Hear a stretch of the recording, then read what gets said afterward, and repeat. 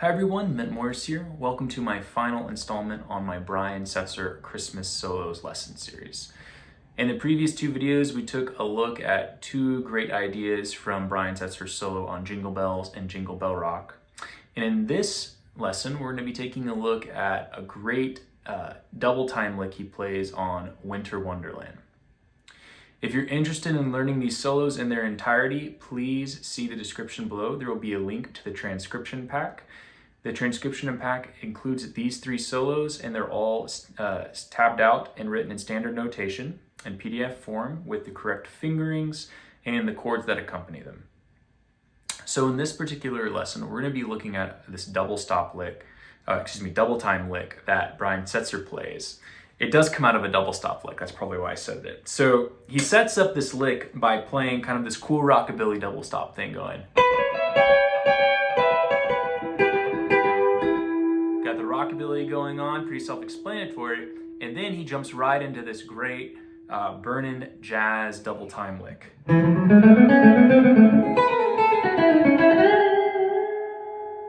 And it's seamless. So he plays it together without me talking. He would be like,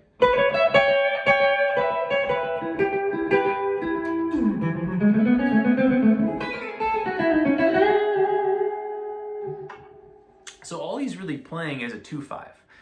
We're in the key of E. He's playing his Rockabilly Licks up here in this E pentatonics, right?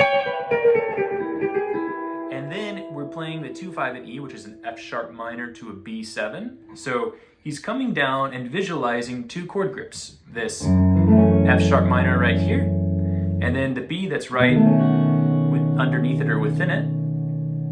And he's really, if we kind of like zoom in a little more on that, he's playing just a normal kind of F sharp minor chord right here, F sharp, A, C sharp, and then within that we have just a normal B7. We keep all the same notes except raise the C sharp to a D sharp, and we have the B7 chord, right?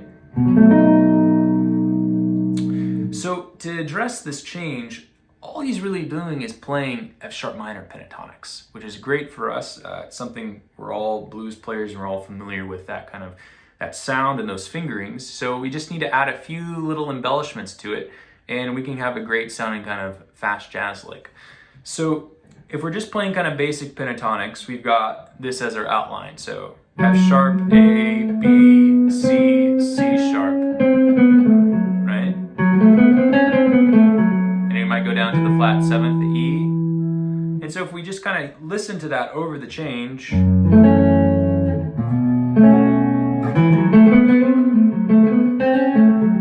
right? You already kind of get that jazzy sound, right?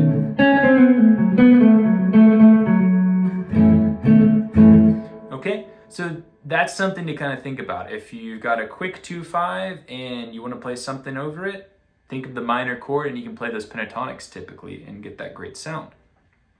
Now, what he does to kind of spice it up a little more is add a color note to the F sharp minor and then add some chromatics. So to start off with the chromatics, his lead in, he just connects this whole step from E to F sharp. So we're just playing 1 and 2, right? So if we even add that, already sounds a little more full.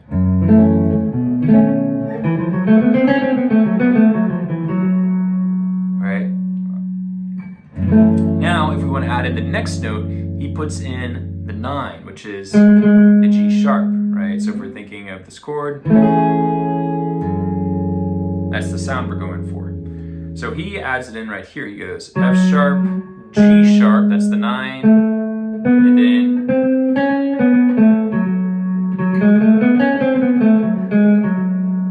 right? So we can already kind of hear that.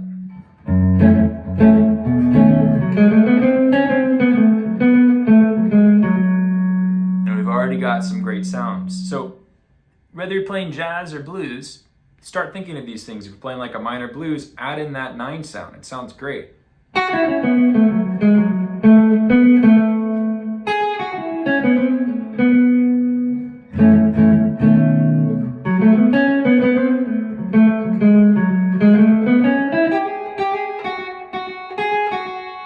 Okay, so that's kind of getting us that jazz flavor. Now we connect that with the chromatics and we can, you know,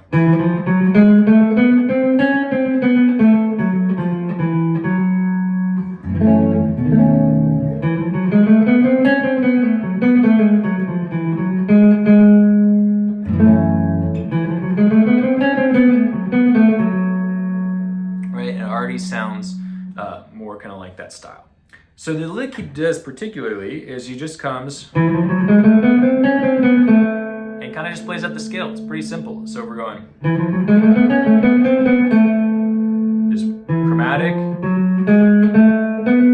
and then he jumps up to the C sharp, back to the A, and then does the 4 flat 5 back down to the A. So it's just chromatic, up the scale,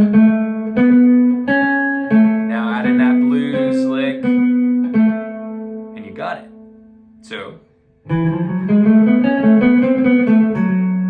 it's a great little line. You could try reverse it. Try it from a different starting point. Okay, so just kind of have your fingers work through those different ways of starting it on different notes.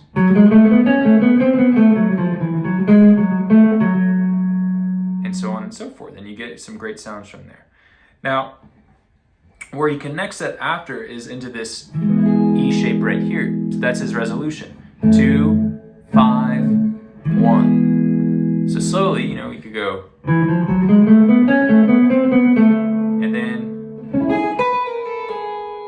he plays up the E chord, but he does the top part of it like a C sharp minor. It's like an E6, right? If we're playing. And he just rakes up it. And then from the 5th down to the 3rd. Okay? So this is kind of your swing box right here.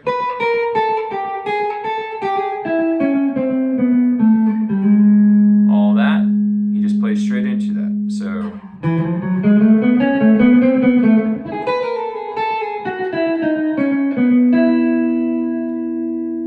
a great kind of outline for some of your own licks and kind of transitioning from a lower part and resolving upwards instead of downwards, right? Into this next E shape.